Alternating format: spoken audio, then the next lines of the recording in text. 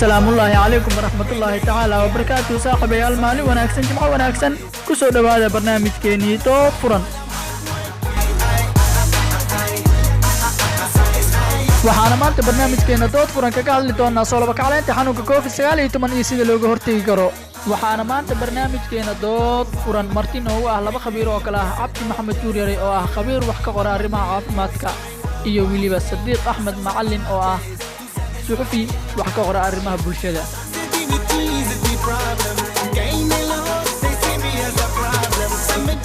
su'aasha koowaad waxaan weydiinayaa Cabdiwahaab Maxamed Tuuryare oo ah khabiir wax ka qora arrimaha caafimaadka Cabdiwahaab sidee looga hortagi karaa soo laba kacleynta xanuunka COVID-19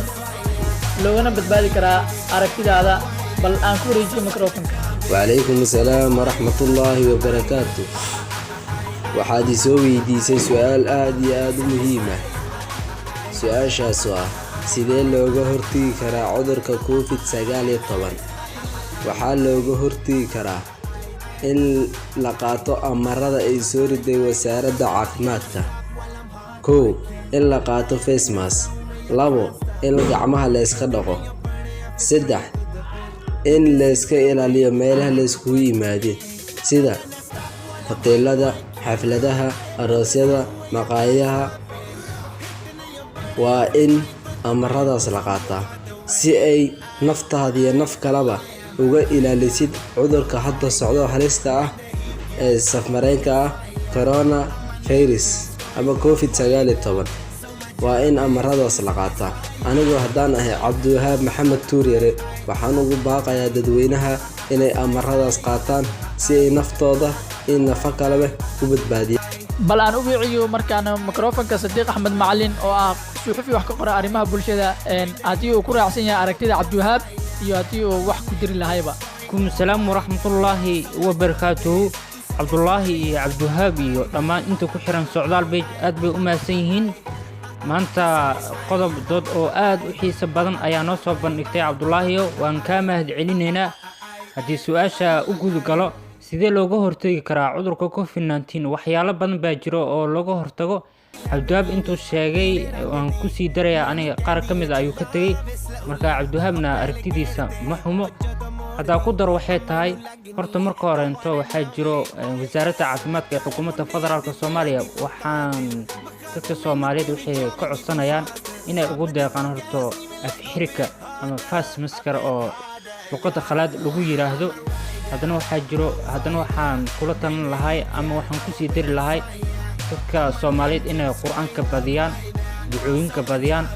sidaas looga hortagi karaa cudurka haata socda ee COVID-19 waxaana alla ka baryeynaa inuu naga badbaadiyo dhammaan ummadda Soomaaliyeed hagaag bal aan markale u soo celiyo mikrofoonka Cabdiwahaab Maxamed Tuuryare inuu ku raacsan yahay aragtida Sadiiq iyo in kale wasaaradda caafimaadka ma ahan qof kasto inay u guddo face mask waa inay qof kasta ay gadataa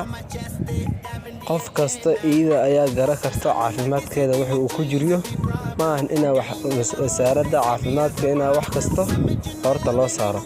taas ayaan raalli ahaan qabaa aniga haddaan ahay Cabdiwahaab Maxamed Tuuryare su'aasha xigta waxaan weydiinayaa Sadiiq Axmed Macallin Sadiiq saameyn ku yeelan kartaa bulshada Soomaaliyeed amarkii dhawaan ka soo baxay gudoomiyaha gobolka Banaadir aragtidaada Cabdullaahi Abuukar Caadle aad baa u mahadsantahay su'aal wanaagsan ay weydiisay saameyn ma ku yeelan kartaa shacabka ku nool magaalada Muqdisho maadaama oo la dhahay qofkii afxirashada wadanin $5 ayaa laga qaadayaa saameyn oo ku yeelan kartaa waxaana ka mid ah dad danyar ayaa jirto oo wax haysanin marka afxirashada inay soo kataan way ku adag tahay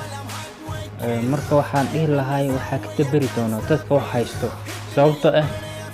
dadka muslimiinta waa in iscaawiyaan marka iscaawiyaan ka bacdi waxa imaan karo waxyaalo badan oo saameyn markaas ku yeelan karto sababtoo ana waxaan filayaa in ay shacabku ku nool magaalada Muqdisho ay saameyn ku yeelato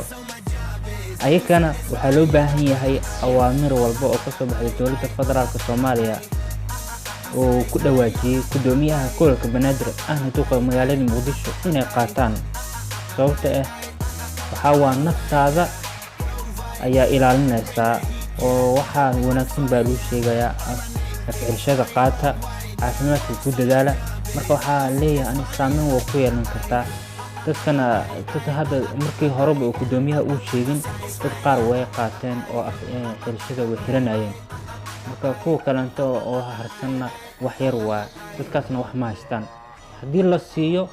afxirashada oo dowladda federaalka Soomaaliya dadka danyarta oo u deeqdaan kabacdi wax diida ma laha saameyn markaas ma yeelanayso laakiin haddii ugu deeq weyso dowladda federaalka Soomaaliya saameyn aad u weyn ayay yeelanaysaa waana mahadsantahay walaalkii waxaa barnaamijka dood furan idin daadiinayay anigoo ah Cabdullaahi Abuukar Caadle waxaana igala qayb qaatay Cabdiwahaab Maxamed Juuryare iyo weliba Sadiiq Axmed Macallin tan iyo dood caynkan oo kale doodee maalnimada Jimcaha waxaa idinkaga tegaynaa sidaas iyo nabadiino